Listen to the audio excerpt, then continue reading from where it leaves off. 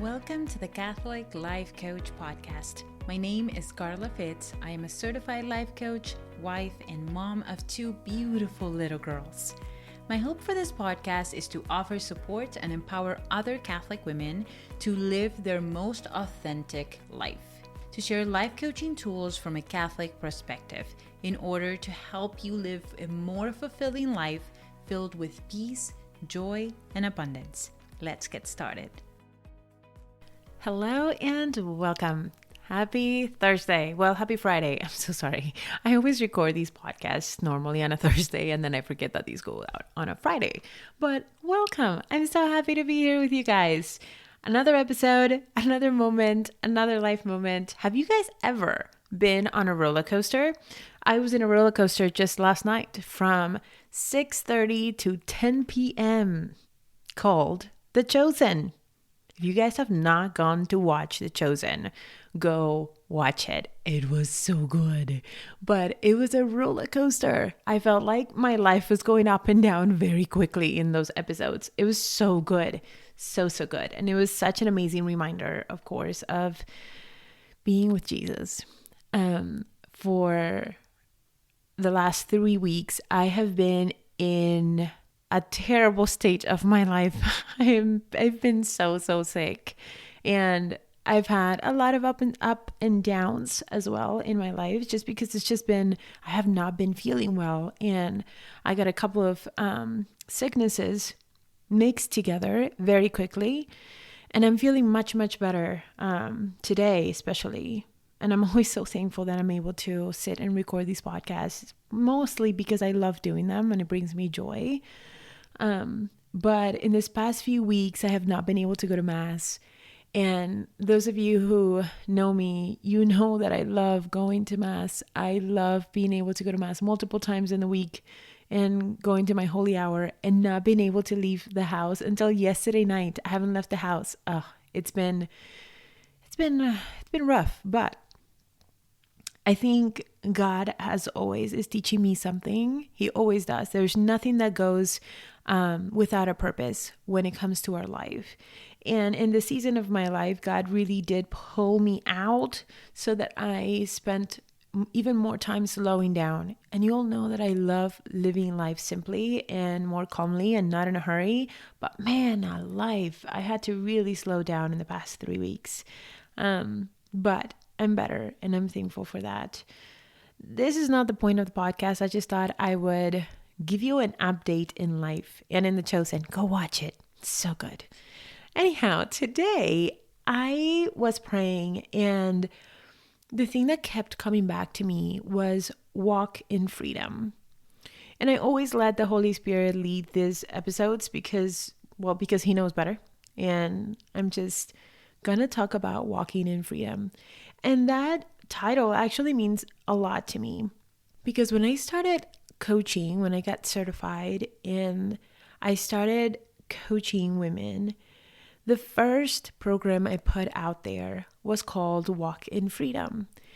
And the reason for that at the time was that that's how I viewed freeing ourselves from the need to overeat, the need to constantly have food in our system and eating sugar all the time.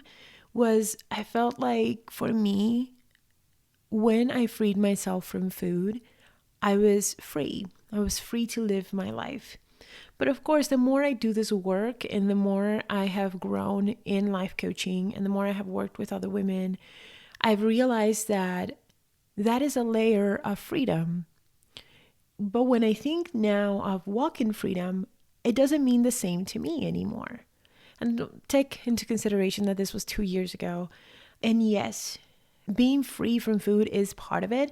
But I wanted to do this episode to break down what walking in freedom looks like and what are the things that we need to overcome to really start living our life on purpose and in freedom. When I think about walking in freedom now, there is different types of freedom. I think they just all relate because they're all within us. But I just thought I would break them down and talk to you guys a little bit about freedom, different types of freedom that we can find within ourselves and with God. So the first one is, of course, like I said, the freedom of addiction. Freedom from those buffers of our lives that take us away ultimately from Him. They distract us. They make us feel good for a little while, and then they ultimately harm our lives. And these things, these buffers, and I call them buffers because these are the things in our life that make us feel good for a little bit. It helps us to buffer in life. It helps us to, when we're having a bad day or a negative emotion, in order for us to get out of it faster, quote unquote, we do these things to make us feel better quicker, okay? But as much as they come to us fast and you can get them really quick, the pleasure and the sensation of being better or feeling better goes away also much faster than if you process the emotion, okay? That's what I mean with buffer. And for some of us, these buffers look like eating sugar. It looks like eating ice cream or cookies or just eating, plain on eating. For me, it used to look a lot like binging, almost borderline binging, because I just would eat whatever was on around me to make me feel better. And a lot of the time was sugar, which is the reason why when I went into the weight loss journey, I decided to just cold turkey quit sugar because it was something that I felt like I could not control. And of course, you get better at it and you're able to have it around you and be okay around it.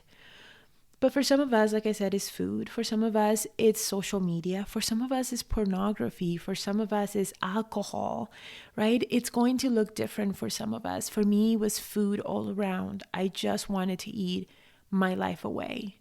And I'm so thankful that I was able to overcome that because I stopped needing food to feel better. I started relying on the one and only that could actually help me feel better, and that was God. Once my cup was empty from food, from social media, I started needing more, something that could actually sustain me. And of course, the only thing that can uplift us fully and help us to feel better in the long run is always going to be God. And also, like I mentioned, these buffers might feel good in the moment, but in the long run, it's always harming our lives. Because then we have bigger issues to deal with. If we are overeating, we're going to have to deal eventually with the overweight. And yes, it might make us feel good now, but then in the long run, in the future, is going to make us feel so much worse. Same with alcohol, it's the same thing. It might feel good to have one, but once you start to have more and more and more, you start losing control over the things that you actually have the right to control, which is your emotions. You feel like you need that external thing in order to feel better. And when we break free from that need to have that external thing to make us feel better, we feel free. We are free. We are free to run to the one that can actually save our lives. All right, so number 2, the second type of freedom that I thought about it when I was putting this podcast together was freedom to be ourselves. To believe that we are 100% worthy, we are 100% worth of love, of care, and joy as we are. God isn't asking us for perfection. He loves us just the way we are. And if He loves us the way we are, why is it that we have this need to edit ourselves? So to me, this freedom of being ourselves also includes freedom from the need to please other people. Anytime we are trying to edit ourselves, we are editing ourselves because we don't believe that we are good enough for that person. We don't believe that in being ourselves, we can be around that person. If that person is going to have a thought about me if I don't change this thing about me. But when you do this work with life coaching, you start finding these freedoms within yourself. It takes time, it takes progress, it takes process. It's a journey, right? And this is why for me, my programs are at least 4 months because it takes time for us to really peel the onion of our lives of all of the beliefs that we have been creating and believing and repeating to ourselves our whole lives. This was something that I also had to overcome because, of course, because I'm human. I always had that need to please everyone else. And in doing so, I would forget about myself. I would forget who I was. And in trying to please someone else, I would consequently, I can't say that word, the consequence would be that I would end up not pleasing me and not pleasing God. If God was asking me to do something, I would be like, no, God, like, I totally see where you're going with this, but my parents are not going to be happy. And I'm actually going to use that example because for me, that was life-changing. We have an insanely tight relationship with my mom and dad. And I love my mom and dad. They are two of the most important people in my life forever. But the moment that I decided to step up for me, everything changed.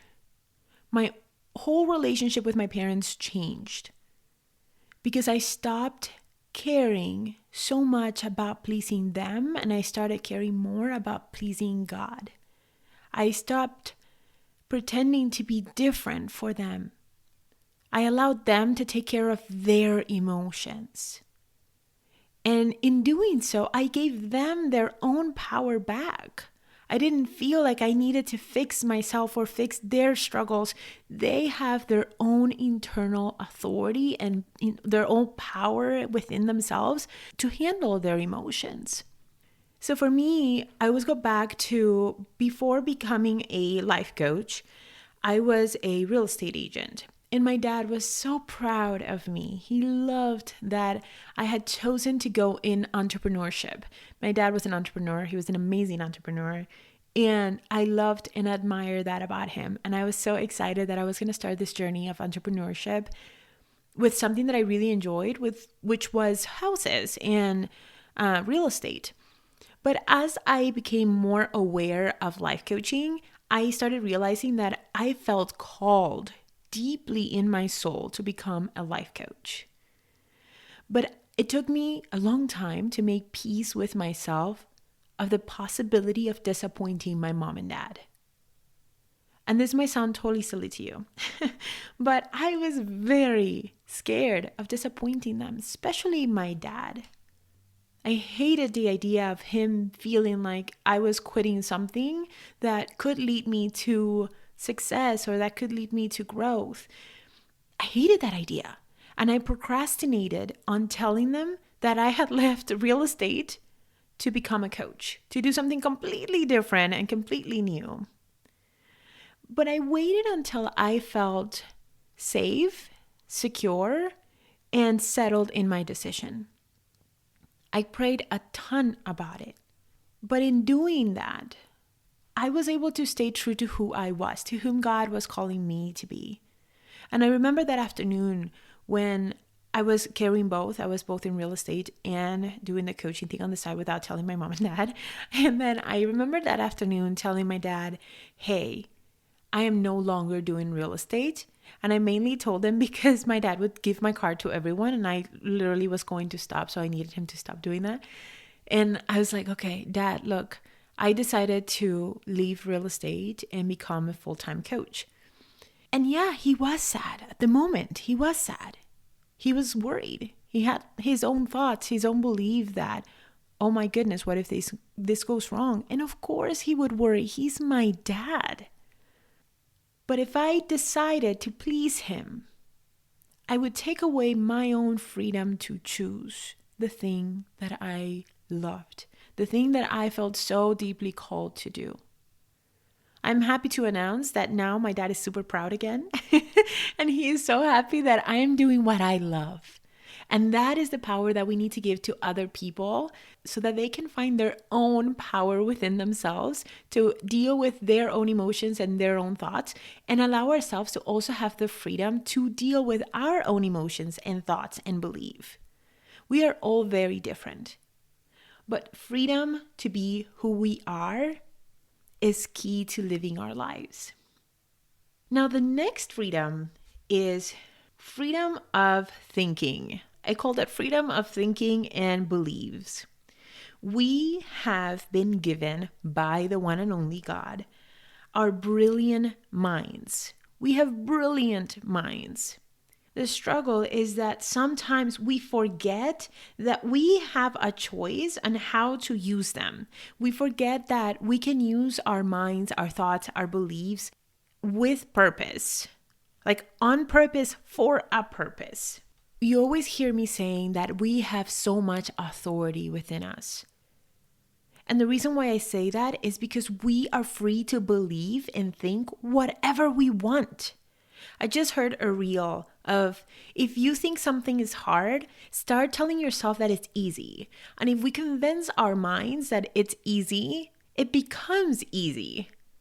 Don't ask me how it works, but our brains believe it. And the moment that our brains believe something, we look for evidence of that belief. For example, for me, back in the day when I was in my old house, I used to believe firmly that our house was way too small for us to grow as a family of 4. I was pregnant and I was like, this house is too small. And once my belief changed from this house is too small to this house is perfect for us right now, everything shifted. The house didn't change. I didn't all of a sudden get an extra room. It's just my perspectives changed. And we can apply that decision, that firm decision of, I am going to believe this on purpose, to every single area of our lives. There's no limit on it. No matter the circumstance, you always have a choice on how to react to that circumstance. And therefore, you have a choice on how you feel about that circumstance. So this is what I mean. We have authority over our thoughts. And if we have a choice on what we believe about our lives, about our circumstances, about our children, about our husbands, about our homes, about our jobs, why wouldn't we utilize that freedom to make ourselves feel better, to help our lives feel better rather than making our lives feel worse? Because our thoughts create our reality. We think that it is outside of us, that our circumstances are outside of us. And yes, there are circumstances that we cannot change, but we as human beings, we have authority on what we think and what we believe. The next one that I thought about was freedom to find beauty and joy in all that we do. There is no act too small for God. There is nothing that goes by without a purpose. I said this at the beginning. No matter what, God always has a purpose. He's always teaching us something. And even in the most mundane tasks of our lives, like dishes and laundry and cleaning and cooking, the things that we do automatically because we need to do them, we can find beauty in that. We have freedom to create a life that brings us joy. We have freedom to create a life that makes us passionate and excited, rather than living our days day to day going through the motions. So if we have that freedom to build a life of joy and beauty, why not utilize it? So often we utilize our minds to create a bigger problem, to find the problem. And for the record, this is very normal and natural because our brains are wired to solve problems. But because we are wired to solve problems, we also look for problems rather than looking at the beauty and looking at the joy and the moments, the little moments that we have now. We beat ourselves up because of the things that we do not have yet.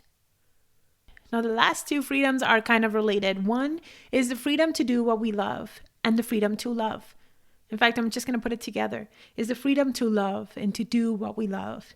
Because in doing what we love, we show love. We are free to go after the things that we feel deeply called to do.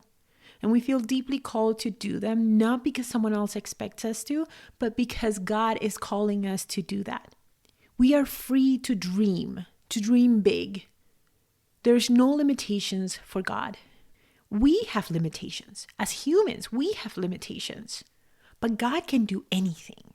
And I love that idea because Even in my own life, there are so many things that I was not able to do on my own. God needed to step in, but I was willing to utilize my freedom of loving to show up for someone else and to do what I love. Like, for example, for me in my life, how crazy is it that at 16, I left my country because I felt called to leave. I felt called to learn a new language, a new culture, and I left. And then later in my life, I felt called to have a family, and I would not have it if I didn't make the decision to utilize my freedom and to do what I love. All of these freedoms lead you to living a fully authentic, filled with purpose life. And the reason for that is because we are being led by God. But in order for us to be led by God, it is important that we find that freedom within ourselves. Freedom from buffering, freedom to love, freedom to be ourselves, freedom from people pleasing, freedom from being anything else but who we are, freedom to do what we love and to love others, and freedom to have the beliefs that empower us rather than diminish us, rather than disempower us. We have so much freedom within us, you guys. And this is why I'm so passionate about life coaching, because when you are working with someone that is leading you and guiding you and supporting you and empowering you and helping you understand that you have much more power within your brain than you ever thought possible, it's life-changing. I see it over and over again. Women changing their lives because they are choosing to understand their beliefs, their thoughts, their limitations, and are willing to step into who they really are and to go after the things that they really, really, really want. You don't regret it, ever. Because when you step into who you really are, you start seeing the ripple effects. I remember when I told my mom and dad also that I was going to be homeschooling, my parents were like, "What? In what world? How is this a good idea? You were in school your whole life." And now they see the fruits of it because I allowed myself to be who I was, to do the things that God was calling me to do. Now they don't see it any other way. Of course, the girls are thriving because you are doing something that you felt called to do. We have been given free will. And what a better gift to ourselves, to us around us, and to God than to utilize that free will to live an amazing, filled with joy life. A life in which we allow ourselves to be us and to serve God. It's time. We need to live our life walking in freedom. I hope you guys have an amazing, fantastic rest of your week. And until next time, God bless. If you are ready to dive deeper into life coaching from a Catholic perspective, then make sure you schedule a free consultation. The link will be in the description.